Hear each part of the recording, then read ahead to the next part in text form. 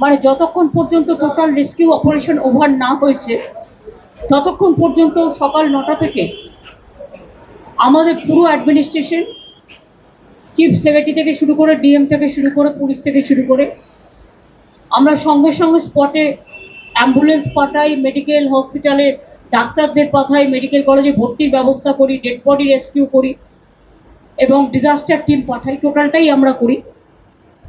তারপরে after operation আমি সকাল থেকেই চেষ্টা করছি ফ্লাইটের, কিন্তু ফ্লাইট পাইনি।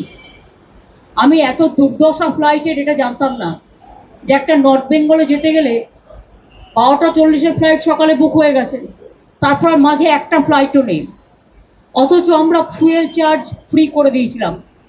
এবার আমি ভাববো, তার কারণ হচ্ছে গ্রুপ নাম্বার 1 থাকবে, আমাদের এখান থেকে ফ্লাইটে সব তেল নেবে বিনা পয়সায়, সারা ভারতবর্ষ সারা পৃথিবী ঘুরে বেড়াবে, আর কলকাতার ফ্লাইটগুলো তুলে নেবে, নর্থ বেঙ্গল যাওয়ার ফ্লাইট তুলে নেবে, একটা যাতায়াতের পর্যন্ত জায়গা নেই।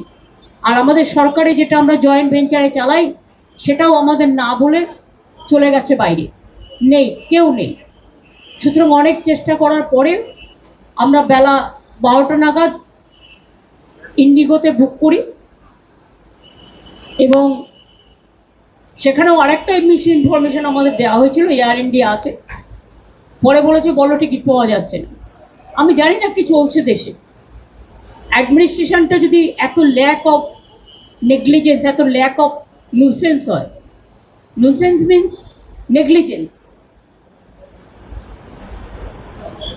রেলে বারবার অ্যাক্সিডেন্ট, আপনারা জানেন এর আগে পুরীতে যেটা হলো সেটাও আমি গিয়েছিলাম, এখনো ওখানে মনে হয় প্রচুর ডেড বডি পড়ে গেছে যাদের কোনো আইডেন্টিফিকেশন হয়নি, হয়তো এক রেটে পুড়িয়ে দেবে, অথচ যাদের গেল তাদের গেল। দেখুন, অ্যাক্সিডেন্ট হতেই পারে, অ্যাক্সিডেন্ট কারো হাতে নেই এটা ফ্যাক্ট, কিন্তু সাথে সাথে এটাও ফ্যাক্ট অ্যান্টি কলিউশন ডিভাইস আমি তৈরি করে দিয়ে এসেছিলাম। এই যত দেখছেন কলকাতা মেট্রো থেকে শুরু করে, বেহালা থেকে শুরু করে, যত নতুন মেট্রো, যত এবার এই যে গঙ্গা কি যেন বন্দে গঙ্গা টঙ্গার কিসব নাম নিয়ে যেন চালাচ্ছে বন্দে ভারত, এটা দুরন্ত একমাত্র স্পিড আপ হয়েছিল আফটার রাজধানী। সেটা কোথায় আমি জানি না, হয়তো সেটাকেই নকল করে একটা যেটুকু না করেছে তার থেকে বেশি ভাড়া বাড়িয়েছে। প্রতিদিন শিয়ালদায় মানুষের কি নিত্যযাত্রীদের যা সমস্যা আপনারা প্রতিদিন আমি দেখতে পাচ্ছি, এবং আমি জানি না এই জায়গাটায় কেন বারবার এটা ব্ল্যাক স্পট। তার কারণ হচ্ছে এর আগেও গাইসাল ইনসিডেন্ট হয়েছিল, যেটা মনে রাখবেন, ওর থেকে একটু দূরে চোপড়ার কাছে বর্ডারে ফাঁসি দেওয়াতে আজকে যেটা হয়েছে অ্যাক্সিডেন্ট, এটা আরো মারাত্মক হতে পারত। একটা ট্রেন এসে যখন আর একটা ট্রেনকে ধাক্কা মারে তখন ঠিক থাকে না একটা বডি কোলাপস হবে না 10টা কোচ, ইট ডিপেন্ডস অন। সুতরাং তাও 70-80 জন আহত, এখনো 20 জন ক্রিটিক্যাল আছে। আমি যেহেতু কোনো যাতায়াতের ব্যবস্থা ছিল না, চেষ্টা করা সত্ত্বেও, সেই জন্য দেরি হলো, কিন্তু আমি অপারেশনটা টোটাল করে দিয়েছি। আমি এখান থেকে নর্থ বেঙ্গল মেডিকেল কলেজে যাব। চোপড়ায় যেখানে সব কাজ হয়ে গেছে, নতুন করে আমি আর যাচ্ছি না। আমি সকালবেলায় ওখানকার এমএলএ হামিদুলকে ফোন করেছিলাম, ওদের আজকে বকরি ঈদ আছে, আমি বড়কে জানিয়েছি, সঙ্গে সঙ্গে স্পটে যেতেও বলেছিলাম, ও নিশ্চয়ই টেক কেয়ার করেছে, বাদ বাকি প্রশাসনও করেছে। আমি নর্থ বেঙ্গল মেডিকেল কলেজটা করব, করে আমি তারপরে রাতে আমি শিলিগুড়িতে নিশ্চয়ই থাকছি না, কারণ আমি একটু কুচবিহার চলে যাবো ডাইরেক্ট, কারণ কালকে আমার দুটো কাজ আছে, আমি ওটা করে তারপরে আবার কাল সন্ধ্যের পরে ফিরে আসবো। এইটুকু প্রোগ্রাম।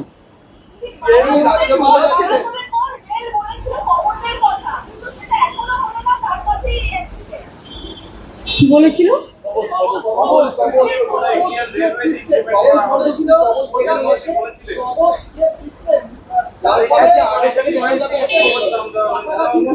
এই শুনুন, অ্যান্টি কলিউশন ডিভাইস নামটাই অ্যান্টি কলিউশন ডিভাইস, ওরা কিসের কি নাম দেবে তা আমার দেখার দরকার নেই।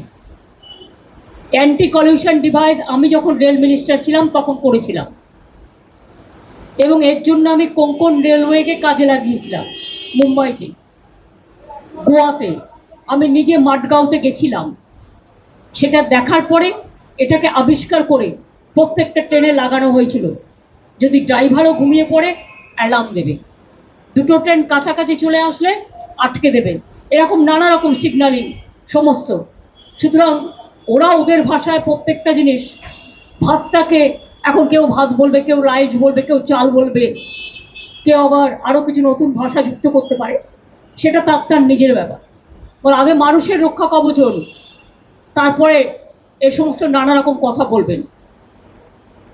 রেলে একটা শ্রী ছিল, আজকে তো আমি অনেককে শুনেছি, এটা ক্রিটিসিজম নয়, এটা একান্তই প্যাসেঞ্জার অ্যামিনিটিস এত কমে গেছে যে যাত্রী নাইট জার্নি করে, এমনকি যেগুলো স্লিপার কোচ, এমন বিছানা দেওয়া হয় শুতে, তাতে নানা রকম ডার্টি থিংস থাকে, বাথরুমগুলো পর্যন্ত ক্লিয়ার করা হয় না। Food quality also became very bad. আর এখন আর বলবো রেল ডিপার্টমেন্টও নেই, ওই ডিপার্টমেন্ট মানে ইয়াও হয় ওয়াও হয়। এখন তো আর রেলে বাজেট নিয়ে উঠিয়ে দিয়েছে, রেল মিনিস্ট্রিটা আছে, কিন্তু রেলের সেই আগের যে মাধুর্য সেটাকে নষ্ট করে দিয়েছে। সুতরাং rail have become totally parentless. Only you can see railway at the time of inauguration. So many talking points and so many beautification of words, and just like it's a